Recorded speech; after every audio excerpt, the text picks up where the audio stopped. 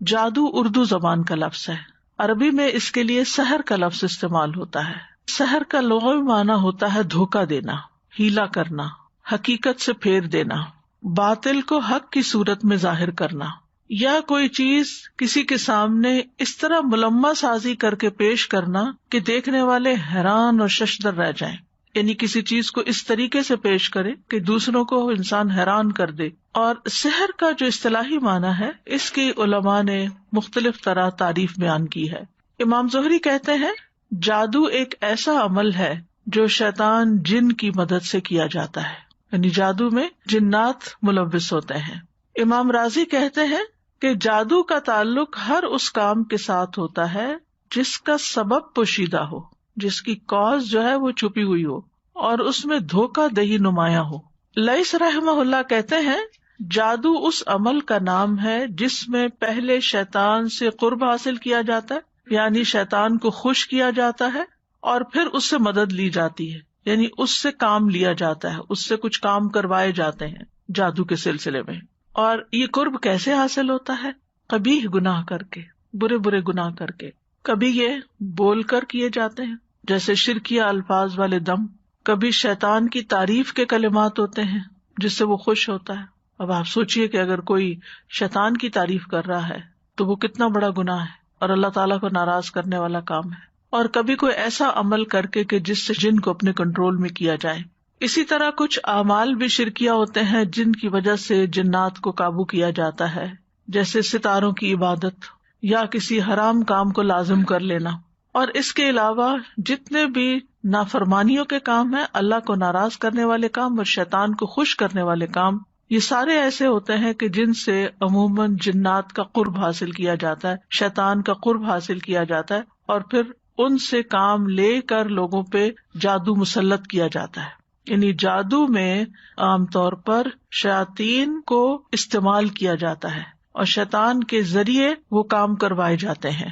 قرآن مجید میں جادو کا ذکر آتا ہے اور اس کے لیے لفظ سحر استعمال ہوا ہے۔ قوم فرعون کے اندر جادو بہت تھا تو وہاں بھی سحر کا ذکر ہے، جو رسیوں اور لاٹھیوں کی شکل میں سحر بنا کر لائے تھے، اور اس میں چیز کی حقیقت کچھ تھی لیکن انہوں نے اس طرح کا طریقہ اختیار کیا جس سے وہ لاٹھیاں سانپ نظر آ رہے تھے۔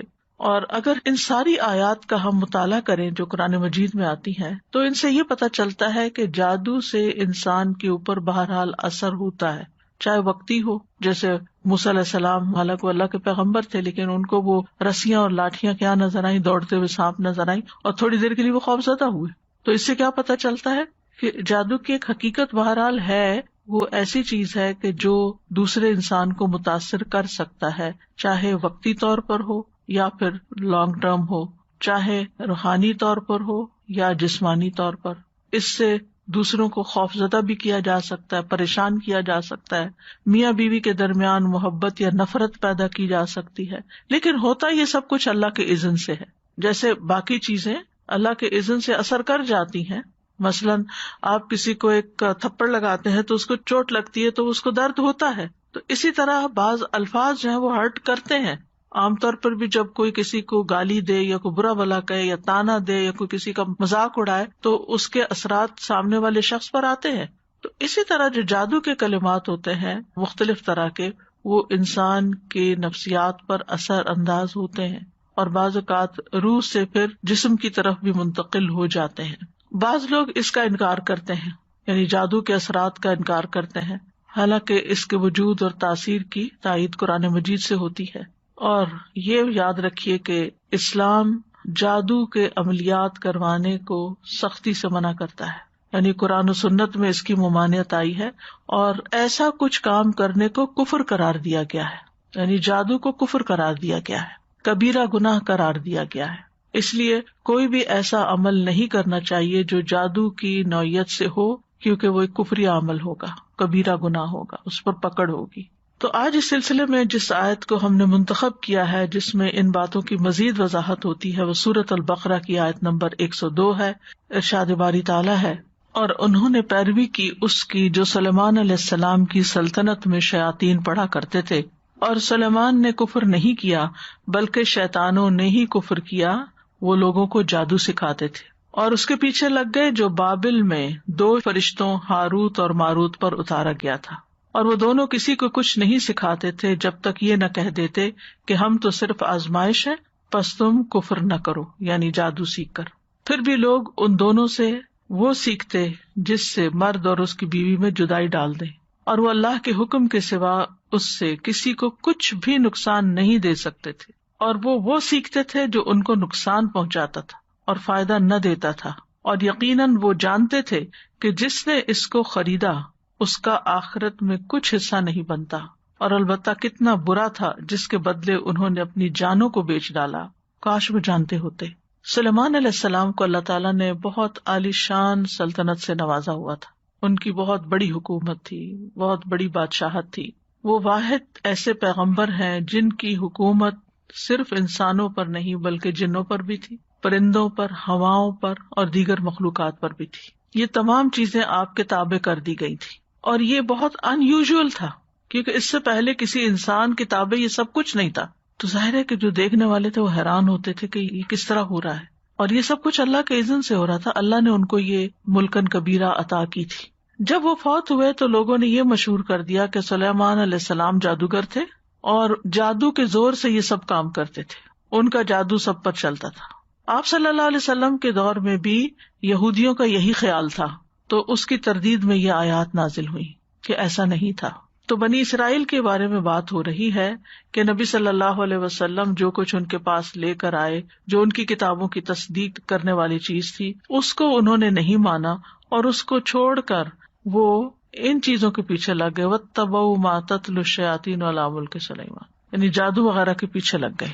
اور ویسے بھی جس قوم میں بھی زوال آتا ہے وہ اعلیٰ چیزوں کو چھوڑ کر ادنا کی طرف جاتی ہے۔ تو وَاتَّبَعُوا اشارہ ہے یہود کی طرف، اور انہوں نے پیروی کی، یعنی یہود نے پیروی کی کس چیز کی؟ مَا تَتْلُو الشَّيَاطِينُ، جو پڑھتے تھے شیاطین، یا جس کے پیچھے لگ گئے تھے، کہ تلا یتلو تلون کا معنی پیروی کرنا بھی ہوتا ہے، پیچھے پیچھے آنا۔ علی ملک سلیمان، سلیمان علیہ السلام کی بادشاہت میں، یعنی ان کے دور میں، ان کی بادشاہت پر نہیں، یعنی شیاطین نہیں پڑھتے تھے بلکہ ان کے دور میں یہ سب ہوتا تھا۔ یعنی ان یہود نے اللہ کی کتاب اور اللہ کے عہد کی کوئی پرواہ نہیں کی، لیکن اس کے برعکس وہ شیطان کے پیچھے لگ کر جادو ٹونے پر عمل کرتے رہے، اور یہ سلیمان علیہ السلام کے عہد میں بھی ہو رہا تھا۔ سلیمان علیہ السلام کے عہد میں بھی جادوگری کا سلسلہ بہت عام ہو گیا تھا۔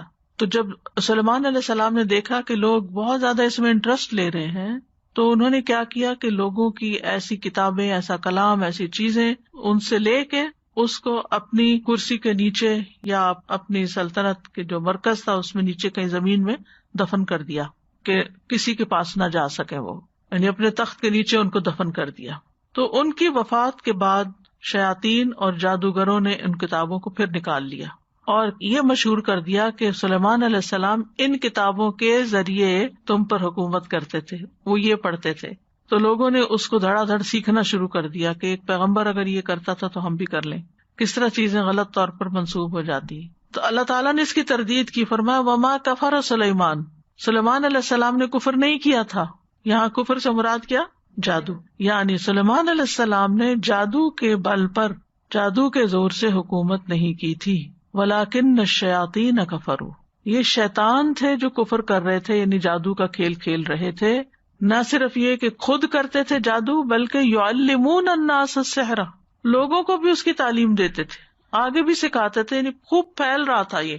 کسی بھی علم کو اگر سکھانے والے پیدا ہو جائیں تو وہ علم پھر عام ہو جاتا ہے، مٹتا نہیں ہے۔ تو چونکہ یہود نے یہ مشہور کر رکھا تھا کہ نعوذ باللہ سلیمان علیہ السلام جادوگر تھے اور ان کی حکومت کا دار و مدار جادو پر تھا، تو اللہ تعالیٰ نے اس کی تردید فرمائی اور بتایا کہ جادو تو کفر ہے۔ وما کفر سلیمان، سلیمان علیہ السلام تو صاحب معجزہ پیغمبر تھے، انہوں نے کوئی کفر نہیں کیا، یہ ان کا معجزہ تھا کہ انہیں چیونٹیوں کی زبان سمجھ آتی تھی، وہ ہدہد کی زبان سمجھتے تھے، وہ جنات اور باقی مخلوقات سے کام لے سکتے تھے، ہوا ان کے تابع تھی۔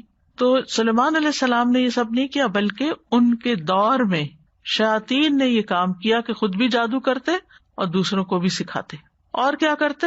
انہوں نے اور کس چیز کی پیروی کی؟ وما انزل علی الملکین، جو اتارا گیا 2 فرشتوں پر، بے بابلا، بابل کے شہر میں جو عراق کا ایک شہر ہے، ہاروت و ماروت، ان کا نام ہاروت اور ماروت تھا، یعنی جو ہاروت اور ماروت پر نازل کیا گیا اس کو بھی سیکھتے تھے، یعنی جنات نے اس کی بھی پیروی کی جو فرشتوں پر اتارا گیا تھا۔ اب فرشتوں پر کیوں اتارا گیا؟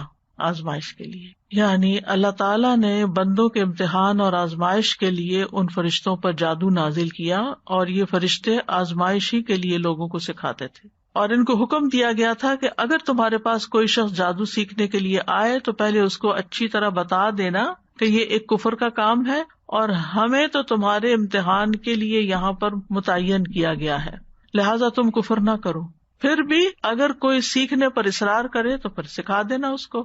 چنانچہ جو لوگ بھی ان فرشتوں کے پاس جادو سیکھنے کے لیے آتے، فرشتے اس کو پوری طرح ایکسپلین کرتے کہ یہ کفریہ کام ہے، لیکن لوگ اس سے باز نہیں آتے تھے اور سیکھنے پر اصرار کرتے، اور فرشتوں کے پاس سیکھنے والوں کا ایک جم غفیر اکٹھا ہو جاتا۔ اب دیکھیں، آج بھی اگر کہیں کوئی ایسے جادوئی کرشمے کیے جا رہے ہوں یا ایسی کوئی کھیل کھیلی جا رہی ہے تو آپ دیکھیں کہ اس کو دیکھنے والے کراؤڈ کتنا زیادہ ہوگا۔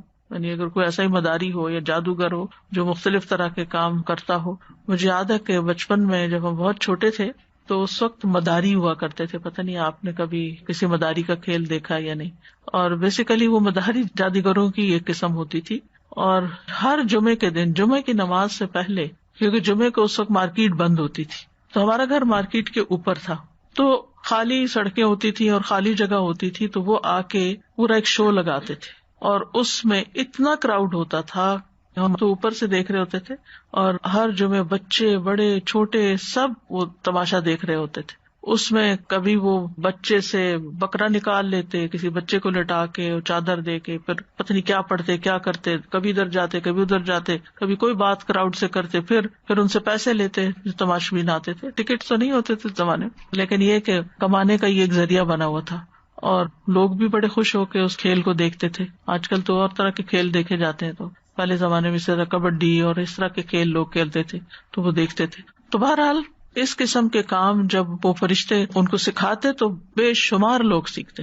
آج بھی لوگوں کو پتا ہونے کے باوجود کہ یہ گناہ کبیرہ ہے، پھر بھی لوگ باز نہیں آتے اور جادو کرنے کرانے کے لیے کسی نہ کسی ایسے شخص کے پاس پہنچ جاتے ہیں جو ان کو بیوقوف بناتا ہے، ان سے پیسے لوٹتا ہے اور ان کا دین ایمان خراب کرتا ہے۔ تو یہ ساری چیزیں دراصل انسان کے لیے ایک امتحان ہوتی ہیں، ایک آزمائش ہوتی ہیں۔ وَمَا يُعَلِّمَانِ مِنْ أَحَدٍ، اور وہ کسی کو نہیں تعلیم دیتے تھے، حَتَّى يَقُولَا، یہاں تک کہ وہ دونوں کہتے، إِنَّمَا نَحْنُ فِتْنَةٌ، کہ ہم تو تمہارے لیے ایک آزمائش ہے، فَلَا تَكْفُرْ، تم کفر مت کرو۔ یعنی آزمائش کیوں رکھی گئی؟ تاکہ لوگوں کو پتہ چل جائے کہ جادو کیا ہوتا ہے اور پیغمبر کی تعلیم کیا ہوتی ہے۔ یہ بھی ایک مقصد تھا فرشتوں کو بھیجنے کا، کیونکہ وہ لوگ کہتے تھے کہ سلیمان علیہ السلام نے جادو کیا، تو نہیں، سلیمان علیہ السلام جو کچھ کر رہے تھے وہ جادو نہیں تھا، یہ فرشتے جادو سکھا رہے تھے۔ ایک طرف پیغمبر کی تعلیم ہے اور ایک طرف فرشتے باقاعدہ جادو کر کے دکھا رہے ہیں کہ یہ جادو ہوتا ہے، اور وہ پیغمبر کی تعلیم ہوتی ہے تاکہ دونوں کے درمیان فرق بھی پتہ چل جائے۔ تو فلا تکفر، تم کفر نہیں کرو، تو اس سے صاف پتہ چلتا ہے کہ جادو کا سیکھنا اور سکھانا کفر ہے۔ لیکن فَيَتَعَلَّمُونَ مِنْهُمَا، پھر بھی لوگ ان سے سیکھ رہے تھے۔ کیا سیکھتے بھی کیا تھے؟ ما یفرقون بہ بین المرء وزوجہ، جس کے ذریعے شوہر اور اس کی بیوی کے درمیان تفرقہ ڈالا جا سکے، یعنی ایسا جادو سیکھ لیتے جس کے ساتھ وہ ہسبینڈ وائف کے بیچ میں تفریق یا جدائی ڈال دیتے تھے۔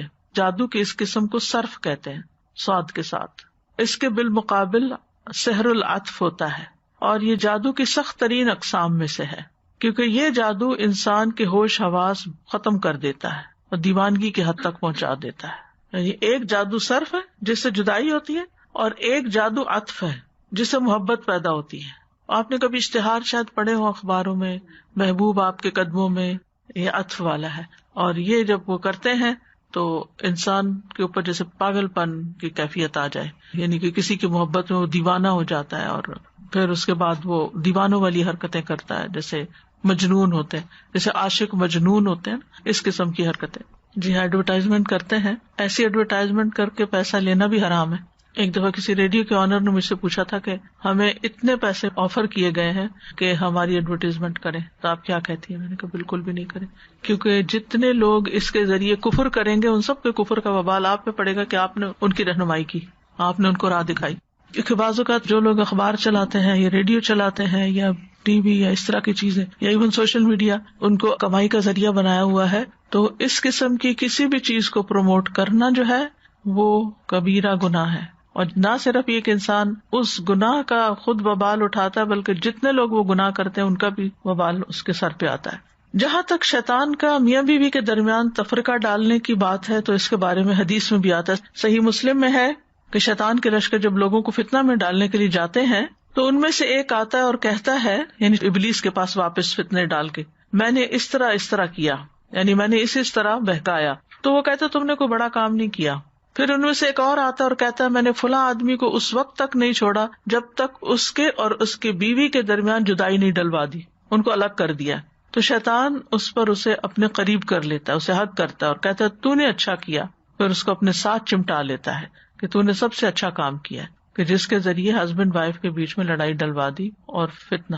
اسی لیے آپ دیکھیں کہ کسی بھی رشتے میں اتنی جلدی ناراضگی پیدا نہیں ہوتی جتنی جلدی مس انڈرسٹینڈنگ اور ناراضگی ہسبینڈ وائف کے بیچ میں پیدا ہوتی. ایک تو ایکسپیکٹیشن بہت زیادہ ہوتی ہیں، لیکن اس کے علاوہ بھی آپ نے دیکھا ہوگا کہ دوسرے رشتوں میں اعتماد کچھ زیادہ ہوتا ہے، یعنی ماں اور بچے کے رشتے میں، بہن بھائیوں میں، دوستوں میں. لیکن ہسبینڈ وائف کا رشتہ بہت ہی نازک ہوتا ہے، چاہے کتنی بھی محبت ہو شیطان بڑی جلدی غلط فہمی پیدا کر دیتا ہے. تو اس لیے ایکسٹرا کانشیس رہنے کی بھی ضرورت ہوتی ہے انسان کو. وما ہم بضارین بہ من احد الا باذن اللہ، اور وہ کسی کو بھی نقصان نہیں پہنچا سکتے مگر اللہ کے اذن سے. یہ بھی ہر بندے کو یاد رکھنا چاہیے کہ کوئی جادو نقصان نہیں دے سکتا اگر اللہ کا اذن نہ ہو. جادو کچھ بھی نہیں کر سکتا. تو اس لیے انسان کو بلا وجہ کے وہم اور خوف میں مبتلا نہیں رہنا چاہیے کہ کوئی ہم پہ جادو نہ کر دے، لگتا ہے کسی نے کچھ کر دیا ہے، لگتا ہے کچھ اثر ہے. ہر چیز کے بارے میں یہ نہیں سوچنا چاہیے. یعنی جو جادو سیکھنے اور سکھانے والے ہیں وہ کسی کو بھی نقصان نہیں پہنچا سکتے، مگر تقدیر میں اگر کوئی نقصان لکھا ہے تو پھر وہ ہو جائے گا. اللہ کی مشیت ہو تو نقصان پہنچ جائے گا. تو اس سے یہ پتہ چلتا ہے کہ اللہ کی قدرت تمام اسباب سے بڑھ کر ہے. اسباب کتنے بھی بڑے کیوں نہ ہوں، ان میں جو تاثیر ہوتی ہے وہ صرف اللہ کے اذن سے ہوتی ہے. مثلاً آگ جلاتی ہے، آگ جلانے کا سبب ہے، لیکن ابراہیم علیہ السلام کے لیے اللہ تعالیٰ نے آگ کو حکم دیا کہ نہیں جلانا. قلنا یا نار کونی بردن، آگ تم نے گرم نہیں ہونا بلکہ ٹھنڈی ہونا ہے. وسلامن، نقصان نہیں دینا بلکہ سلامتی والی بننا ہے. اللہ ابراہیم علیہ السلام وہی آگ ہے، لیکن جب اللہ کا حکم کچھ اور ہوا تو آگ نے بھی اپنا کام بدل دیا. تو اسی طرح کوئی بھی چیز چھوٹی سے چھوٹی، بڑی سے بڑی، کوئی کھانا ہو، پانی ہو، دوا ہو، علاج ہو، ہمیشہ یہ ذہن میں رہے کہ میں یہ سبب اختیار کر رہا ہوں، بس اس کے اندر کوئی طاقت نہیں. طاقت تو اللہ کے کلام میں ہے یا اللہ کے حکم میں ہے، اللہ ہی کے اذن سے ہوگا جو ہوگا. ساری قدرت اور اختیار اس کے پاس ہے. وہ شفا دے گا تو شفا ہوگی، وہ اثر ڈالے گا تو اثر ہوگا، وہ طاقت بخشے گا تو طاقت ملے گی. کوئی کچھ نہیں کر سکتا. یہ چیز انسان کو بے خوف کر دیتی ہے، لوگوں سے، جنوں سے، ہر چیز سے نڈر کر دیتی ہے کہ کوئی کچھ نہیں بگاڑ سکتا جب تک اللہ کا اذن نہ ہو. تو ہمیشہ انسان پھر کیا کرتا ہے؟ اللہ تعالیٰ کی پناہ لیتا ہے، پروٹیکشن میں آتا ہے کہ اللہ تعالیٰ آپ مجھے پروٹیکٹ کریں. تو یہ جملہ ہمیشہ یاد رکھیے، اللہ کی قدرت اسباب سے بڑھ کر ہے. اللہ کی قدرت اور طاقت اسباب سے بڑھ کر ہے. تو جب بھی اسباب موجود ہوں لیکن اللہ کی اجازت نہ ہو تو وہ مؤثر نہیں ہوتے. قل لن یصیبنا الا ما کتب اللہ لنا هو مولانا، کہہ دیجیے ہمیں ہرگز کوئی مصیبت نہیں آئے گی مگر وہی جو اللہ نے لکھی ہے، وہی ہمارا پروٹیکٹر ہے، هو مولانا. اب چونکہ اسباب اللہ کے اختیار میں ہے تو اس کا یہ مطلب نہیں کہ پھر ہم اسباب اختیاری نہ کریں. یہ نہیں اس کا معنی کہ انسان یہ کہے کہ جب ہر کام اللہ کے اذن سے ہونا تو پھر میرے کرنے کا کیا فائدہ. نو، اللہ ہی نے حکم دیا اسباب اختیار کرنے کا. بعض لوگ کہتے ہیں اللہ کو تو پتہ ہی ہے ہمیں کیا مشکل ہے اور کیا ضرورت ہے، تو دعا کرنے کا کیا فائدہ، وہ خود ہی کر دے گا. اگر اس نے کرنا ہو تو خود ہی کر دے گا. نہیں، کرنا اس نے ہے، لیکن ہمیں دعا مانگنے کے لیے کہا گیا ہے کہ ہم دعا مانگیں. یہ ہمارے ذمہ ہے. ہم اسباب اختیار کریں، ہم کوشش کریں. آگے پھر کوشش میں کیا کتنا فائدہ ہوتا ہے یہ تو اللہ کو پتا ہے اور اللہ ہی ڈالتا ہے. کسی کی چھوٹی سی کوشش ہوتی ہے اور اس میں بڑی ڈھیروں برکت ہو جاتی ہے. عبد الرحمان بن عوف کہتے ہیں کہ میں ایک اینٹ بھی اٹھاتا ہوں تو نیچے سے سونا نکلتا ہے، اور کچھ لوگ سارے پہاڑ بھی اٹھا لیں تو کچھ نہیں نکلتا. رزق میں برکت ہو، اولاد میں برکت ہو، آپ کی کسی ایفرٹ میں برکت ہو، آپ کچھ امتحان دے رہے ہیں، کچھ پڑھ رہے ہیں، کوئی کام آپ کر رہے ہیں، کرنا اس میں، یہ توحید ہے. اور یہ سبق ہمیں اچھی طرح دل کے اندر راسخ ہونا چاہیے. اس لیے انسان بندوں پر ڈپینڈ نہ کرے. اس کا یہ مطلب نہیں کہ پھر کہے کہ جائیں سب چلے جائیں، میرا تو کسی سے کوئی تعلق نہیں. اللہ کی خاطر اچھے اخلاق اختیار کرے، میل جول رکھے، اللہ کی خاطر محبت کرے، لیکن توقعات نہ رکھے کہ یہ کچھ کر دیں، کیونکہ جب وہ بےچارے نہیں کر سکتے تو پھر آپ کو مایوسی ہوتی ہے، پھر آپ ان پہ ناراض ہوتے ہیں. تو یہ جو اللہ کی قدرت ہے نا، اور اللہ تعالیٰ کو پہچاننا اور ہر کام میں اس کو یاد رکھنا، یہی عبادت ہے. پھر ہر چیز عبادت بن جاتی ہے جب آپ اس کی خاطر کرتے ہیں اور اس کو یاد رکھ کے کرتے ہیں. تو ہمیں ہمیشہ یاد رکھنا چاہیے کہ ہر نعمت بھی اللہ کی طرف سے، وما بکم من نعمت فمن اللہ، اور تکلیف بھی اللہ کے اذن سے آتی ہے. ما اصاب من مصیبت الا باذن اللہ ومن یؤمن باللہ یہد قلبہ واللہ بکل شیء علیم. جو مصیبت بھی آتی ہے اللہ کے اذن سے آتی ہے، اور جو شخص اللہ پر ایمان لائے تو اللہ اس کے دل کو ہدایت بخش دیتا ہے. جو اللہ پہ بھروسہ کرتا ہے پھر اللہ تعالیٰ اس کے دل کو سیدھا کر دیتا ہے، اس کو اطمینان دے دیتا ہے، صبر دے دیتا ہے، یقین دے دیتا ہے، اور وہ تکلیف کے اندر بھی آرام سے بیٹھا رہتا ہے، کیونکہ اس کو یقین ہوتا ہے کہ میرا رب ہے جو اس تکلیف کو دور کر سکتا ہے، اس پہ قادر ہے. عبداللہ بن مسعود کہتے ہیں وَمَن يُؤْمِن بِاللَّهِ يَهْدِ قَلْبَهُ، یہ وہ شخص ہے کہ جب اس پر کوئی مصیبت آ پڑے تو وہ اس پر بھی راضی رہتا ہے، بلکہ سمجھتا ہے کہ یہ اللہ ہی کی طرف سے ہے، اللہ کے اذن سے آئی ہے، ورنہ نہ آتی. اور سورۃ توبہ میں آتا ہے قُل لَن يُصِيبَنَا إِلَّا مَا كَتَبَ اللَّهُ لَنَا، کہہ دیجیے ہمیں ہرگز کوئی نقصان نہیں پہنچے گا مگر وہ جو اللہ نے ہمارے لیے لکھ دیا، یہ ہماری تقدیر میں تھا. یہ نقصان یعنی کوئی انسان کچھ نہیں بگاڑ سکتا ہمارا. ہاں اگر اللہ نے لکھا ہے تو وہ سبب بن جائے گا نقصان کا، اور پھر کوئی انسان اس تکلیف کو دور بھی نہیں کر سکتا جب تک اللہ کا اذن نہ ہو. تو جیسے ایک سبب بنا تکلیف کے آنے کا، تو اللہ کے اذن سے دوسرا سبب بن سکتا ہے اس تکلیف کے جانے کا. لہٰذا اللہ ہی کی طرف رجوع کرنا چاہیے انسان کو. پھر فرمایا وَيَتَعَلَّمُونَ مَا يَضُرُّهُمْ وَلَا يَنفَعُهُمْ، اور وہ سیکھتے تھے یعنی لوگ ان فرشتوں سے جو انہیں نقصان دیتا تھا. یعنی جادو کا سیکھنا نقصان دہ عمل ہے. دنیا میں بھی بعضوں کا جادو کرنے والے پر پلٹ آتا ہے. وَلَا يَنفَعُهُمْ، اور ان کو فائدہ نہ دیتا تھا. تو اس سے یہ پتہ چلتا ہے کہ جادو کا نقصان جو ہے وہ دنیا میں بھی ہے، کیونکہ جس انسان کو آپ نے تکلیف پہنچائی، ہو سکتا ہے وہ بد دعا دے آپ کو، یا وہ جب اس کی کاٹ کرے تو پھر وہ جسے بد دعا جو ہوتی ہے وہ دینے والے پر واپس پلٹتی ہے، تو ایسے ہی جادو کرنے والے پر اس کا اثر واپس پلٹ. تو عام طور پر اگر آپ جادوگروں کو دیکھیں تو ان کے اندر کوئی سکون اور چین نام کی چیز نہیں ہوتی، یعنی ان کی زندگی خوشحال نہیں ہوتی. آپ جادوگروں کو کوئی محلات میں رہتے ہوئے نہیں دیکھیں گے، بلکہ عموماً مفلوق الحال ہی ہوتے ہیں. نہ ان کے اس رزق میں کوئی برکت ہوتی ہے، نہ ان کی زندگی میں کوئی کمفرٹ ہوتا ہے، اور نہ ہی وہ کوئی قابل اعتبار، نہ ان کی کوئی عزت ہوتی ہے. آپ کی بات بالکل صحیح ہے. جادوگر اتنے پیسے لیتے ہیں وہ پھر بھی مفلوق الحال ہی رہتے ہیں. وہ بالکل انہیں اپنے کام کے سلسلے میں اندھیروں میں رہنا پڑتا ہے، قبرستانوں میں جانا پڑتا ہے، گندے کام کرنے پڑتے ہیں.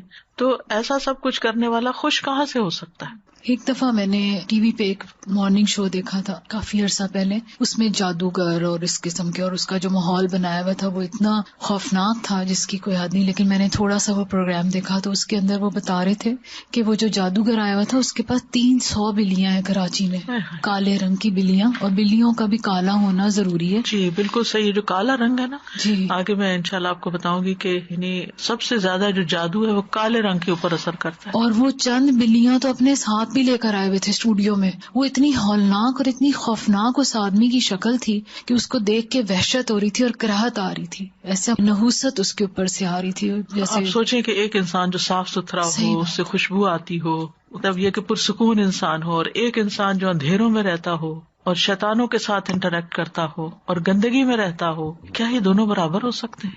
تو جادو کرنے والے کو لا محالہ یہ گندے کام کرنے پڑتے ہیں.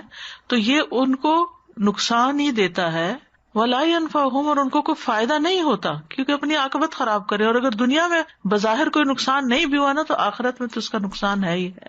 استاذہ جی یہ وہ بالکل ایک سچ بات ہے. ایک تو جادوگر کا زور اپنے پہ بھی نہیں ہوتا جب تک اللہ کی اذن سے ہی سب چیز ہوتی ہے. ہم ایک گھر میں موو ہوئے تھے تو ٹیمپریری گئے، اور لیکن صفائی وفائی کرنے پہ ہوتا ہے نا کہ اندر گئے تو صاف ستھرا. تو جب میرے بچے پینٹ کرنے لگے تو ونڈو کے اندر انہوں نے دیکھا، ونڈو کے کناروں میں جہاں ہول تھے اس میں تعویذ دبے ہوئے تھے، اور جن لوگ سے لیا تھا ان کے ہسبینڈ وائف میں بہت لڑائی رہتی تھی ہر وقت. میں نے ایک دن ایسے ہی بتایا کہ آپ کے یہاں سے تعویذ نکلے، یہ کیا ہے؟ تو کہنے لگی اچھا تو میں پوچھوں گی، میرے ایک بابا ہیں ان سے کہ یہ کیا تھا. تو انہوں نے فون کیا اور پوچھا تو کہنے لگے جس پہ تمہارا شک آ رہا ہے نا یہ وہی ہے. اب شک تو اپنی دوست پہ آ رہا تھا اس کو بہت زیادہ کہ وہ میرے ہسبینڈ سے بہت. تو اب یہ برا گمان کسی کے بارے میں کرنا یہ بذات خود حرام ہے. تو میرا خیال ہے یقین نہیں رکھنا چاہیے جادوگروں کے اوپر بھی. بالکل نہیں. استاذہ میرا سوال ہے، اس سے پہلے میں یہ کہوں گی کہ جیسے آپ نے ابھی کہا کہ جو اندھیروں میں رہنے والا ہو اور جو روشنیوں میں رہنے والا ہو وہ دونوں ایک سے نہیں، تو یہ چیز تو اللہ تعالیٰ نے قرآن میں بھی کہی ہے نا کہ اندھیرے اور روشنیاں سیم نہیں ہیں. میرا سوال ایک تو وہی ہے کہ جو تعویذ کا لوگ کہتے ہیں، کیا یہ واقعی تعویذ جادو سے ریلیٹڈ ہوتا ہے؟ جادو سے ریلیٹڈ ہوتا ہے. اور دوسرا یہ کہ جادو کے ذریعے سے کیسے توڑا جا سکتا ہے؟ کیونکہ اس کو تو اللہ تعالیٰ نے ہمیں بتایا نا کہ جو قرآن کے ذریعے سے، رقیہ شریعہ کے ذریعے سے وہ چیزیں، یہ دوسرا طریقہ ہے نا جو صحیح طریقہ ہے. جو رقیہ شریعہ قرآن کے ذریعے ہے وہ صحیح طریقہ ہے، وہ صحیح طریقہ ہے. لیکن کچھ لوگ اس کی بجائے گمراہ کرنے والے لوگوں کے پاس چلے جاتے ہیں، اور وہ انہی طریقوں سے جس سے جادو کیا ہوتا ہے اس کو نشرہ کہتے ہیں. وَيَتَعَلَّمُونَ مَا يَضُرُّهُمْ وَلَا يَنفَعُهُمْ، یعنی جادو سیکھنے والے صرف اپنا نقصان کر رہے تھے اور اس میں کوئی فائدہ نہیں تھا ان کا. جو بظاہر فائدہ نظر بھی آتا ہے نا کہ کسی کو نقصان پہنچانے کا، کوئی کسی نے حسد کی وجہ سے نقصان پہنچا رہا ہے یا کوئی اور، تو اس میں آپ کو کیا ملا؟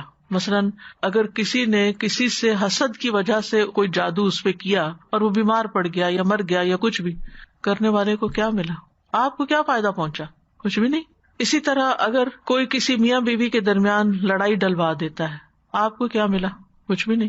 تو جادو کرنے والا یا کروانے والا اس کو خود کچھ بھی نہیں ملتا، یعنی اس کو نہ کوئی مال ملتا ہے، نہ کوئی عزت ملتی ہے، نہ کوئی برکت اس کی زندگی میں آتی ہے، نہ کوئی اور خیر آتی ہے، نہ کسی کی دعائیں ملتی ہیں. یعنی فائدے پہنچنے کے یہ طریقے ہوتے ہیں نا، تو ان میں سے تو کوئی چیز بھی نہیں ملی. بس صرف وہ ایک جو نفس کی ایک شہوت یا خواہش ہے وہ پوری ہوئی، تو اس سے کیا فائدہ ہوا؟ یعنی حاصل تو کچھ نہیں ہوا نا. اور پھر یاد رکھیے بعض اوقات انسان کو غصہ نکال کے بھی سیٹسفیکشن ہوتی ہے نا. ایک غصہ نکال لیا، ٹھنڈے پڑ گئے، لیکن اس کے بعد کیا شروع ہوتا ہے؟ قابیل کے ساتھ کیا ہوا تھا؟ غصے میں بھائی کو قتل تو کر دیا، اس وقت تو بڑا وہ خوش ہوا ہوگا کہ میں نے ہٹا دیا اپنے رستے سے جو میری اس کام میں رکاوٹ تھا. عموماً لوگ یہ بے وقوفی کرتے ہیں نا کہ اس کی وجہ سے مجھے مشکل ہو رہی ہے، اس کو رستے سے ہٹا دو، اس کو اٹھوا دو، اس کو قتل کر دو، اس کو یہ کر دو. لیکن اس کے بعد کیا ہوتا ہے جب آپ ایسا گھناؤنا کام کر چکتے ہیں؟ بڑے بڑے گناہ تو اپنی جگہ ہے، چھوٹی سی بھی تکلیف آپ کسی کو دے نا، تو اللہ تعالیٰ نے ایسا ایک نظام رکھا ہے کہ تھوڑی ہی دیر گزرنے کے بعد وہ خود آپ کو پنچ کرنے لگتی. شاید اس شخص کو تو کم ہرٹ کرے، اگر آپ کے اندر تھوڑا سا بھی دل اور ضمیر ہے نا تو آپ کو خود زیادہ تکلیف شروع ہو جائے گی. جو مائیں اپنے بچوں کو خوب مارتی ہیں یا کچھ ان کو تکلیف دیتی ہیں، وہ خود بھی بیٹھ کے روتی ہیں. بعض اوقات بد دعائیں دے کے جب وہ بد دعا پوری ہو جاتی ہے نا تو پھر ساری زندگی کے لیے خود رو رہی ہوتی ہے کہ ایسا کیوں کیا، کیوں کہا میں نے غصے میں. تو شدید غصے کی حالت میں بھی اگر بچے نے کوئی نافرمانی کی ہو یا کچھ بھی، تو ہدایت کی دعا ہی دے کہ اللہ تمہیں ہدایت دے، کبھی بد دعا نہ دے. یا تو وہ اس کا اہل نہیں ہوگا تو واپس آپ پہ پلٹے گی، اور اگر اس کا اہل ہوا اور اس کو لگ گئی تو بھی آپ ہی کے لیے تکلیف ہے. اور اسی طرح باقی رشتوں کے بیچ میں بھی. تو جو کسی کو تکلیف دیتا ہے وہ کبھی خود خوش رہ نہیں سکتا. وَلَقَدْ عَلِمُوا، اور یقینی طور پر وہ جانتے تھے. وَلَا قد، تین مؤکدات ہیں اس میں. واو کا مطلب ہوتا ہے واو قسمیہ ہے، یعنی قسم کھا کے یہ بات کی جاتی. لا تاکید کا لام ہے، تاکیدی بات ہے. قد تحقیق، حقیقت میں ہے یہ بات کہ علم، ان کو پتا تھا، وہ جانتے تھے. لمن اشتراہ، جو بھی اس کو خریدے گا. جادو ایسے نہیں کیا کروایا جاتا، اس کو کچھ پیسے دینے پڑتے، یعنی کسی چیز کے بدلے میں وہ کام ہوتا ہے. ما لہ فی الآخرۃ من خلاق، اس کا تو آخرت میں کوئی حصہ ہی نہیں، اس نے تو اپنی آخرت گنوا دی. اتنا خطرناک کام ہے. یعنی انسان سے بہت سے گناہ ہوتے ہیں، لیکن یہ جو جادو والا کام ہے یہ تو انسان کی آخرت تباہ کر کے رکھ دیتا ہے. تو لمن اشتراہ ہو، یعنی جو جادو میں اس طرح رغبت رکھتا ہے جس طرح کوئی تاجر تجارت کے سامان میں رغبت رکھتا ہے کہ میں یہ لے لوں تاکہ میں اس کو بڑی قیمت پہ بیچوں گا اور اس سے فائدہ ہوگا، تو وہ آخرت کے عذاب کا مستحق ہو گیا. تو مطلب یہ تھا کہ ان کا جادو کرنا کرانا لا علمی کی وجہ سے نہیں تھا کہ ان کو پتا نہیں تھا کہ یہ غلط کام ہے اس لیے وہ کرنے لگ گئے، بلکہ انہوں نے دنیا کی زندگی کو آخرت پر ترجیح دی، اور دنیا میں وہ جو اندر غصہ تھا یا حسد تھا یا کسی کو نقصان دینے کا جو جذبہ تھا اس کو سیٹسفائی کرنے کے لیے انہوں نے اگر یہ کام کیا تو اپنی آخرت برباد کر لی. اسی لیے نا حسد اور غصہ جو ہے ایسے گناہوں میں سے ہے کہ جو انسان کی عقل کو مار دیتا ہے اور اس سے ایسے کام کرواتا ہے کہ جس کی وجہ سے انسان کہیں کا نہیں رہتا. تو بہرحال خلاصہ یہ ہے کہ جادو کا نقصان ہی نقصان ہے، اور نہ ہی اس سے انسان کو آخرت میں کوئی حصہ ملے گا، نہ ہی اللہ کا قرب، نہ ہی وہاں جا کے معافی، اور یہ اور بھی بہت سے گناہوں کو ساتھ سمیٹ لیتا ہے کیونکہ اس میں شرک ہوتا ہے، کفریہ کلمات ہوتے ہیں، غیر اللہ سے مدد لی گئی ہوتی ہے. بعض اوقات آپ کو پتہ ہے کہ ایسی چیزیں جادوگر لانے کو کہتے ہیں کہ جن کو لانا بھی بہت بڑا کرائم ہوتا ہے. کسی نے ذکر کیا تھا، مجھے پورا کانٹیکس یاد نہیں، کہ اس کے بچے نہیں ہوتے تھے تو اس کو جادوگر نے کہا کہ تم کسی کا چھوٹا بچہ مار کے اس کا پتہ نہیں دل نکال کے لاؤ کہ کیا لاؤ. یعنی اس طرح کے مطالبے بھی ہوتے ہیں اور لوگ کرتے ہیں، یعنی اپنی خواہش پوری کرنے کے لیے گھٹیا سے گھٹیا کرائم کرنے کو تیار ہو جاتے ہیں. تو اس وجہ سے اس کو کفر کہا گیا ہے کیونکہ اس کی بنیاد شرک، جھوٹ، ظلم، کفر پر ہے. وَلَبِئْسَ مَا شَرَوْا بِهِ أَنفُسَهُمْ، کتنی بری ہے وہ چیز، اور یقیناً بری ہے وہ چیز جس کے بدلے انہوں نے اپنی جانوں کو بیچ ڈالا، اپنی جانیں ہلاکت میں دے دی. یعنی اس جادو کے بدلے انہوں نے اپنا خسارہ کر لیا، اپنی جانوں کو نقصان میں ڈالا. تو دنیا میں بھی کچھ نہ حاصل ہوا اور آخرت میں بھی کچھ نہیں. دنیا بھی خسارے میں، آخرت بھی خسارے میں. کتنا گھناؤنا کام ہے، کتنا نقصان دہ کام ہے. کچھ کام ایسے ہوتے ہیں جو دنیا میں گناہ میں آتے ہیں لیکن لوگوں کو وقتی طور پہ کچھ فائدہ مل جاتا ہے. جیسے شراب کے بارے میں آتا ہے، یسألونک عن الخمر والمیسر قل فیہما اثم کبیر ومنافع للناس، کہ لوگ آپ سے شراب اور جوئے کے بارے میں پوچھتے ہیں، آپ کہہ دیجئے کہ اس میں بہت بڑا گناہ ہے اور کچھ فائدے بھی ہیں، منافع للناس بھی ہیں. لیکن جادو میں تو کوئی نفع ہے ہی نہیں. لا ينفعهم لو كانوا يعلمون، کاش وہ جانتے ہوتے. یہ جملہ شرطیہ ہے، اس کا جواب نہیں ہے. یعنی اگر وہ جانتے ہوتے تو کبھی جادو نہ سیکھتے. یعنی انہیں پتا تھا نقصان دیتا ہے، پھر کیوں سیکھا؟ علم الیقین نہیں تھا. ایک ہوتا ہے علم ہونا اور ایک ہوتا ہے علم الیقین ہونا، یقینی علم ہونا. جس شخص کو یقینی علم حاصل ہو جاتا ہے نا، اس کا عمل بدل جاتا ہے، وہ توبہ کر لیتا ہے، وہ غلط کام فوراً چھوڑ دیتا ہے. اور جس کے اندر شبہات ہوتے ہیں، شکوک ہوتے ہیں، منافقت ہوتی ہے، وہ اللہ اور اس کے رسول کی بات سن کے معلومات تو حاصل کر لیتا ہے لیکن اس کا کوئی عمل نہیں بدلتا. تو ایسا شخص جو ہے وہ حقیقی عالم نہیں ہے. یعنی اگر ایسے صاحب علم ہوتے جن کے اندر اللہ کی خشیت ہوتی تو اپنے علم سے فائدہ اٹھاتے اور پھر جادو نہ سیکھتے. تو بہرحال خلاصہ یہی ہے کہ جادو ایک شیطانی عمل ہے اور اس کا سیکھنا سکھانا کفر ہے، اور یہ انسانوں کے لیے ایک امتحان بھی ہے. یعنی گناہ کا سبب میسر آنا بڑا امتحان ہے انسان کے لیے. ایک تو یہ کہ کوئی چیز آپ کو نظر ہی نہیں آتی، آپ کے اختیار میں نہیں، آپ کو پتہ ہی نہیں ہے، دیٹ از دیئر. شر ہے دنیا میں، رہے کہیں، آپ کو نہیں پتا، تو آپ بچے ہوئے، آپ امتحان میں نہیں ہیں. لیکن پھر کیا ہوتا ہے کہ وہ آپ کو اتنا ایزیلی اویلیبل ہوتا ہے کہ آپ کے لیے پھر بچنا مشکل ہو جاتا ہے. جیسے آپ دیکھیے کہ سیل فون کے اوپر لوگ کیا کیا خرابیاں نہیں کرتے اور کیا کیا برائیاں اس سے نہیں آتی. تو ایک یہ تھا کہ تھا ہی نہیں تو کتنی ساری برائیوں سے لوگ بچے ہوئے تھے. اب چونکہ ہے اور ایک کلک پہ آپ فحش سے فحش چیزیں دیکھ سکتے ہیں تو پھر کتنے لوگ بچ سکتے ہیں. تو یہ ایک فتنہ ہے، یہ ایک آزمائش ہے. اس میں فائدے بھی ہیں لیکن اس میں آزمائش بھی ہے. یعنی کچھ لوگ تو پیورلی حرام چیز دیکھتے ہیں، کچھ لوگ حرام تو نہیں دیکھتے لیکن بیکار کی لغو چیزیں دیکھتے رہتے ہیں جن سے ان کو کوئی فائدہ نہیں پہنچتا. ٹھیک ہے وہ نقصان دہ نہیں لیکن فائدہ بھی کچھ نہیں. مثلاً آپ دیکھیں کہ کچھ لوگ صرف فیشن شو دیکھتے رہتے ہیں کہ کس ایکٹر نے کیا کپڑے پہنے ہوئے ہیں یا کیسی جیولری پہنی ہوئی ہے، یا کچھ حاصل نہیں ہے آپ کو سوائے اس کے کہ آپ ایک بس انٹرٹینمنٹ بنائی ہوئی.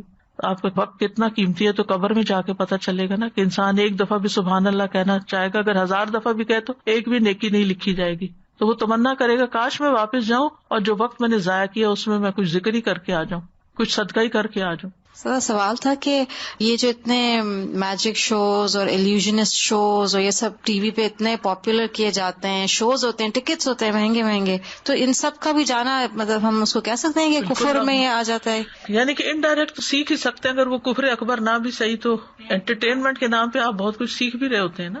It's a kind of learning, you are learning something which is wrong.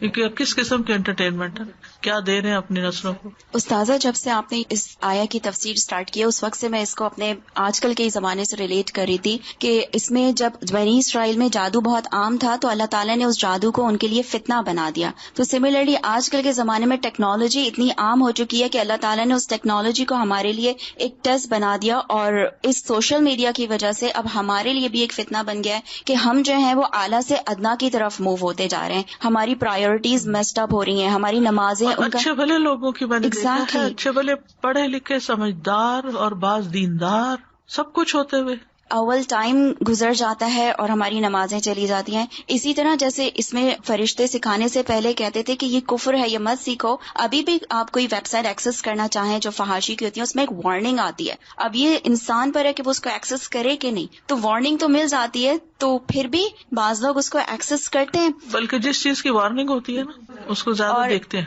اسی کے ذریعے اتنی اخلاقی برائیاں، غیبت، جھوٹ، سب کچھ عام ہو رہا ہے. گھروں کے اندر لڑائی جھگڑے. جب گھر کے لوگ آپ کے آئیڈیل نہ رہیں اور آئیڈیل آپ کے باہر کے لوگ بن جائیں تو آپ سوچئے کہ پھر آپس کے تعلقات گھر کے کیا ہوں گے. ایک کوشچن ذہن میں آ رہا تھا کہ یہ جب حضرت سلیمان علیہ السلام نے اپنے تخت کے نیچے یہ سب چیزیں رکھ لی تو اب ہم یہ سمجھتے ہیں نا آج کل کہ اگر ایسی کوئی چیز گھر میں ہو آپ اس کو جلا کے یا پھینک دو، پانی میں ڈال دو، رکھو نہیں اپنے پاس. سو آئی واز تھنکنگ کہ at that time I think ان کو یہ چیز کا تھا کہ انہوں نے رکھ لیا. وہ جادو والی چیزیں نکال کے وہ تو سنت سے ہمیں پتہ چلتا ہے نا کہ آپ نے جادو نکلوا کے زائل کیا تھا جی. لیکن سلیمان علیہ السلام نے تو ان کو لوگوں کی ایکسس سے باہر کرنے کے لیے ادھر دبایا تھا زمین میں تاکہ کوئی اور اس تک نہ پہنچے. اگر وہ جلا دیتے اس وقت یا پھینک دیتے پانی میں تو کسی کو ملتا ہی نہیں. مقصود تھا نا لوگوں کا، یہ بھی اللہ کے اذن سے ہی ہوتا ہے. استاد ایک ایکسپیرینس شیئر کرنا تھا کہ ہم لوگ جب گھر سیل کر رہے تھے تو ایٹک کی صفائی کر رہے تھے کہ جیسے گھر سیل کرتے تھے ایٹک میں 1-2 لوہا رکھا تھا جس میں ریڈ پتہ نہیں ہندو کا کچھ کیا تھا کیا تھا. تو اس ٹائم بالکل نالج نہیں تھا اور میرے ہسبینڈ تو بالکل جادو پہ یقین ہی نہیں کرتے تھے اس ٹائم کہ قرآن کو اتنا ڈیپ میں نہیں جانا تھا. تو انہوں نے کہا کہ نہیں یہ بس کچھ رکھ دیا ہوگا کسی نے اور وہ پھر اٹھا کے ہم نے کرب سائڈ میں جیسے رکھ دیتے کیسے کہ پک اپ کے لیے ہو جائے گا رکھ دیا اور جسٹ اس کے سیکنڈ ڈے ہی بس میرا پیر فریکچر ہو گیا. تو ڈو یو تھنک کہ استاد اسی طرح کی کوئی چیز جیسے ہوتا ہے نا کہ کوئی کچھ شیطانی کوئی چیز ان لوگوں نے رکھی ہو کنٹرول ہو. ہاں تو ایسے ہوا ہے فریکچر میرے پیر کا کہ جب میں ہاسپٹل میں جا کے ان کو ریزن بتائی تو دے وونٹ بلیو، دے سرٹ آؤٹ کہ ان کا کچھ فزیکل وائف ہسبینڈ کا جھگڑا ہوا جس کی وجہ سے ہوا کیونکہ میرے چلتے چلتے I feel a crack backyard میں. I was walking and it's ایسا میجر کریک کہ مجھے پھر لے کے گئے and when they asked me نا یا پوچھتے جیسے کہ کیوں ہوا تم کو ایسے کیسے ہو گیا. میں نے بولا چل رہی تھی ہو گیا. تو ان کو یقین ہی نہیں ہو رہا. تو پھر انہوں نے مجھے وہ آتے ہیں نا کہ یہ وومن ابیوز تو نہیں ہے، اس کے ساتھ کچھ ہوا تو نہیں ہے، تو دے کال دوز پرسنس کے بات کریں کہ کچھ ہوا تو نہیں. یعنی اس طرح کا انبلیویبل ہوا تھا جو آج تک اس میں اللہ عالم ہو بھی سکتا ہے. اور بعض اوقات وہ چیزیں چونکہ جنات کا بھی ان سے انٹریکشن ہوتا ہے تو وہ اپنے گھر سے جب اس کو دھوئے بغیر زائل کیے بغیر اس کو نکال دیا تو وہ بعض اوقات جنات پیچھے پڑ جاتے ہیں اور نقصان دینے کی کوشش کرتے ہیں. یہ ایک احتمال ہے، میں کسی بھی چیز کا دعویٰ نہیں کرتی کیونکہ میرے علم میں نہیں ہے، لیکن کہا بھی جا سکتا ہے. ایسے بعض اوقات کئی لوگوں کے ایسے واقعات ہوتے ہیں کہ جس گھر میں کوئی اس طرح کی چیز ہوتی ہے بعض اوقات بے وجہ کسی کو نقصان پہنچتا ہے. یعنی جیسے آپ بتا رہی ہیں کہ یعنی چلتے چلتے تو پاؤں فریکچر نہیں ہوتے، کتنے لوگ ہر وقت چل رہے ہوتے ہیں، اللہ ہی بہتر جانتا ہے. تو بات یہ ہو رہی تھی کہ گناہ کے اسباب میسر ہونا آزمائش ہے. تو ہم سب یہ دیکھیں کہ کون کون سی چیزیں ہیں جن کے قریب جا کر میں گناہ میں پڑ جاتی ہوں. کچھ لوگ ہوتے ہیں جو آپ کے لیے آزمائش ہوتے ہیں. جب آپ کی ان سے ملاقات ہوتی ہے وہ ملتے ہی کسی نہ کسی کی غیبت شروع کر دیتے ہیں. آپ ان کو روکیں، آپ ان کو منع کریں، آپ ان کو جواب نہ دیں، پھر آپ بد اخلاق شمار ہوتے ہیں. اگر آپ ان کی ہاں میں ہاں نہ ملائیں کہ تم ساتھ ہی نہیں دیتی. تم کیا دین میں گئی ہو کہ بورنگ ہو گئی.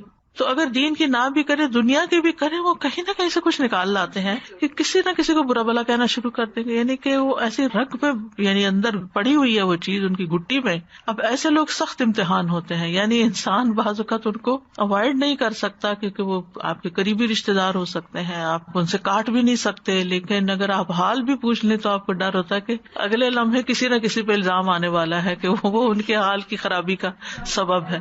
اکثر لوگ مجھ سے یہ سوال کرتے ہیں کہ ایلڈرز ہیں اب ان کے ساتھ کیا کریں, یعنی وہ سمجھتے بھی نہیں ہے. ان کو سمجھائے تو کہتے تمہیں کیا پتا میرے ساتھ کیا ہو چکا ہے.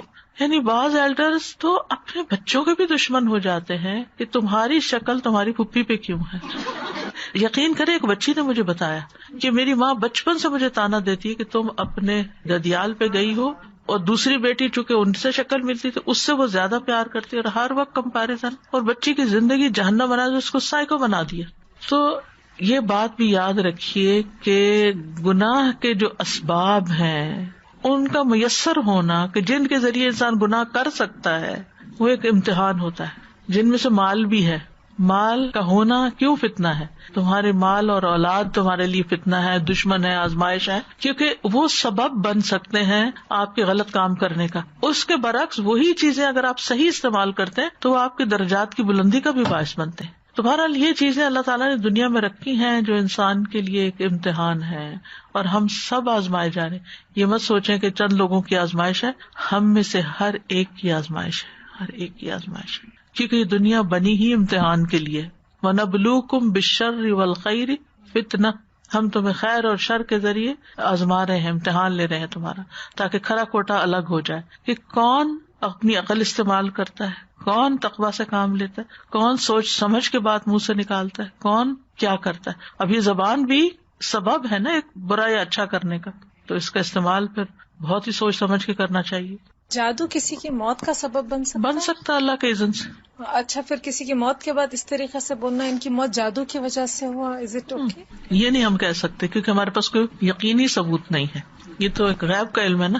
پھر اسی طرح یہ ہے کہ دوسروں کی خیر خواہی کرنی چاہیے. مثلاً اگر آپ کا کوئی ایسا کام ہے کہ جس کو اگر آپ دوسروں کو بتائیں گے یا سکھائیں گے تو وہ ان کے لیے نقصان دہ ہو سکتا ہے, تو آپ ان کو سمجھا سکتے. بعض اوقات بچے ایسی چیزوں کا مطالبہ کرتے ہیں نا, ہمیں یہ بات بتائیں, ہم یہ چیز, تو وہ بتاتے تھے پہلے کہ یہ ٹھیک نہیں ہے تمہارے لیے, لیکن وہ نہیں مانتے تھے, پھر ان کو سکھا دیتے تھے جو وہ سیکھنے آتے تھے. جیسے مثال کے طور پر ڈاکٹرز کے پاس بعض اوقات ابارشن کے لیے جاتے ہیں, تو ڈاکٹر کا فرض بنتا ہے جس کے اندر اللہ کا تقویٰ ہوگا کہ وہ مریض کو سمجھائے کہ یہ کام کرنا تمہارے لیے نقصان دہ ہے, تم یہ نہ کرو.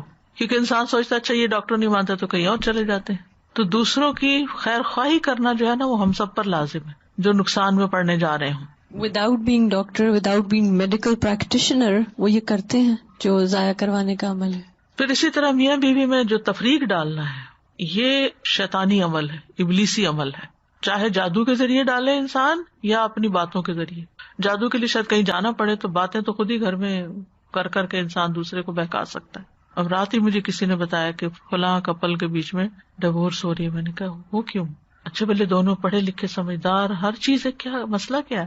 مسئلہ سسٹر ان لا ہے. وہ ہسبینڈ کا اتنا دماغ یعنی خراب کیے ہوئے ایک طرح سے. میں نے ڈیٹیل نہیں پوچھی کوئی بھی, لیکن اس بچی نے اپنے ہسبینڈ سے کہا کہ اگر ہم کچھ دن ان کے گھر نہ جایا کریں, کچھ عرصہ اگر ہم ان سے ملنا چھوڑ دیں تاکہ ہم آپس میں ایک دوسرے کو انڈرسٹینڈ کر سکیں, فرسٹ ہینڈ انفارمیشن کی بنا پر ہم ایک دوسرے سے ڈیل کریں بجائے اس کے کہ تھرڈ پرسن کوئی بات کہے اور اس پہ انسان یقین کر لے. تو اس پر بھی راضی نہیں کہ نہیں وہ تم اس پہ الزام لگاتی ہو, وہ تو بالکل صحیح. اب ایک شخص اپنی بیوی کو ٹرسٹ نہ کرے اور ایک اور عورت کو ٹرسٹ کرے اور جو وہ سکھائے کہے, وہاں ساس نہیں ہے, وہاں کوئی ایک اور بندہ فتنہ بنا ہوا ہے. تو چاہے آپ مدر ان لا ہیں, چاہے آپ سسٹر ان لا ہیں, چاہے آپ کسی بھی رشتے میں ہیں, آپ کو کوئی حق نہیں پہنچتا کہ آپ کسی آنے والی بچی کے بارے میں کوئی بھی نیگیٹو بات اس کے شوہر کے کان میں ڈالیں کہ دیکھو تمہاری بیوی یہ کرتی ہے. شوہر کو اللہ نے اپنی عقل دی, آنکھیں دی ہیں, وہ خود ہی دیکھ لے گا وہ کیا کرتی کیا نہیں دے. آپ کا فرض نہیں بنتا, نہ اللہ نے آپ کے ذمہ لگایا اللہ یہ کہ کوئی ایسی بڑی چیز ہے خطرے والی کہ جس میں کسی کی جان کو خطرہ ہے یا کوئی، تو یہ عام طور پہ نہیں ہوتا. لیکن چھوٹی موٹی باتیں جو ہیں ڈائریکٹ انڈائریکٹ اشاروں کنایوں میں ہنسی مذاق میں کسی بھی طرح ایسی حرکت نہیں کرنی چاہیے. یہ شیطان کو خوش کرنے والا عمل ہے اور اللہ تعالیٰ کو ناراض کرنے والا. کیونکہ گھر جب ٹوٹتا ہے تو اس کے اپنے کئی نقصان ہوتے ہیں. پھر اللہ کے اذن کے بغیر کوئی کام نہیں ہوتا، یہ ہمیشہ یاد رکھنا چاہیے. اس نے جادو کر دیا تو یہ ہوا، تو اس نے نظر لگا دی تو یہ ہوا، ہمیں نہیں پتا. اللہ کا اذن ہوا، لہذا اللہ کو راضی کریں، اللہ کی طرف رجوع کریں، اللہ سے مدد مانگیں، کیونکہ ہر چیز ہی اللہ کے اذن سے ہو رہی ہے. اور یہ بات کہ جادو سیکھنا سراسر نقصان دہ ہے، اس میں کوئی خیر نہیں، یہ کفر اکبر ہے. اور جان بوجھ کے جو ایسا کرتا ہے جس کے بارے میں اس کو پتا بھی ہو کہ غلط ہے، تو پھر اس کی تو شامت ہی شامت ہے. اور آخری بات اس سلسلے میں اس آیت سے جو پتہ چلتا ہے وہ یہ کہ ایسا علم حاصل نہیں کرنا چاہیے جس میں صرف نقصان ہو اور فائدہ نہ ہو. وَأَعُوذُ بِكَ مِنْ عِلْمٍ لَا يَنْفَعُ، اللہ میں ایسے علم سے تیری پناہ لیتا ہوں جس میں کوئی نفع نہیں ہے. جہاں ہم علم نافع کا سوال کرتے ہیں وہاں علم غیر نافع سے بچنے کے لیے بھی دعا کرتے ہیں. کیونکہ بعضوں کے لوگ سوال کرتے ہیں نا کہ ہم یہ دعا مانگتے ہیں کہ اللہ ہمیں علم نافع عطا کر، تو کیا کوئی ایسا علم بھی ہوتا ہے؟ تو یہ جادو انہی علوم میں سے ہے جو غیر نافع ہیں، لا ينفع، ان کو کوئی فائدہ نہیں دیتا سیکھنے سکھانے والے کو، بلکہ نقصان دیتا ہے. اس سے پامسٹری ہو گئی اور اسی طرح کے کام. ولا يفلح الساحر حيث اتى، جادوگر فلاح نہیں پاتا جہاں سے بھی آئے، کامیاب نہیں ہوتا. استاذ جی یہ دو ہیں بات کہ ایک جادو کرنا اور ایک جادو دکھانا، تو یہ دونوں جیسے کچھ لوگ جادو کر رہے ہوتے ہیں کسی بھی، جیسے آج کل شادیوں میں ہی شروع ہوا ہوا ٹرینڈ نا، میجک شو چل رہے ہیں، تو وہ دیکھنا بھی گناہ ہے. دونوں چیزیں ایسی چیزیں یعنی انسان جس ماحول میں ہوتا ہے جو چیز دیکھ رہا ہوتا ہے وہ بہرحال اس پہ اثر تو کرتی ہے، تو ایسی چیزوں سے بچنا چاہیے.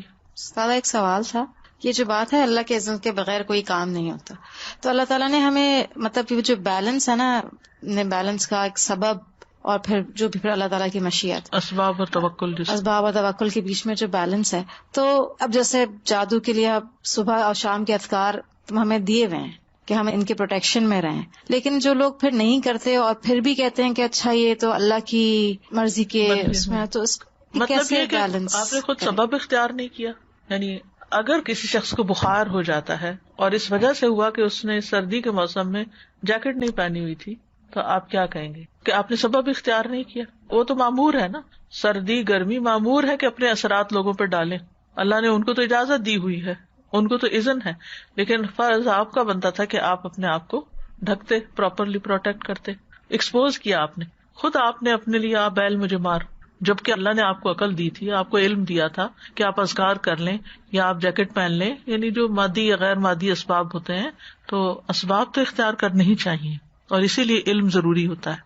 ایک سوال ذہن میں آ رہا تھا کہ یوتھ کے ساتھ جب ہم بیٹھتے ہیں نا تو بچے یہ اکثر یہ کوشچن کرتے ہیں کہ اللہ نے پھر شیطان کو بنایا کیوں ہمارے لیے دنیا میں، آل دا ٹائم ہم ٹینشن میں ہے، امتحان میں ہے. اسی طرح سے یہ جادو کو بھی ہاروت اور ماروت کو سکھا دیا. تو اگین یعنی اگر ہم اپنے گھر میں دیکھیں تو ہم مضر چیزوں کو نہیں لاتے تاکہ بچے پہلی بات ہے وہ افیکٹ ہوں، لیکن آل دا ٹائم اس بات کا جواب کیسے دیں ہم young generation plus older generation? دنیا میں ہم آئے ہی امتحان کے لیے نا، تو یہ کچھ چیزیں ہمارے ٹیسٹ کے لیے رکھ دی گئی. جیسے ہرڈل ریس ہوتی ہے کہ آپ ریس لگا رہے ہیں لیکن آگے رکاوٹ ہے، آپ نے اس کو عبور کرنا ہے، وہاں بیٹھ نہیں جانا، پھر آگے تھوڑا اور چلیں گے پھر ایک اور ہرڈل آ جائے گا.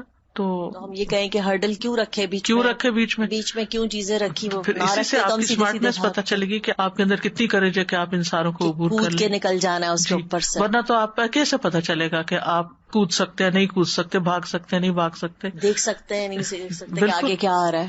جزاک اللہ، آپ کی بہت اچھی مثال ہے، کیونکہ آج کل بہت بچوں سے پڑتی ہے نا ملاقات. اوکے، نیکسٹ ویک بھی ابھی یہی ٹاپک چلے گا انشاءاللہ. وآخر دعوانا ان الحمد للہ رب العالمین. سبحانک اللہم وبحمدک، اشہد ان لا الہ الا انت، استغفرک واتوب الیک. السلام علیکم ورحمۃ اللہ وبرکاتہ.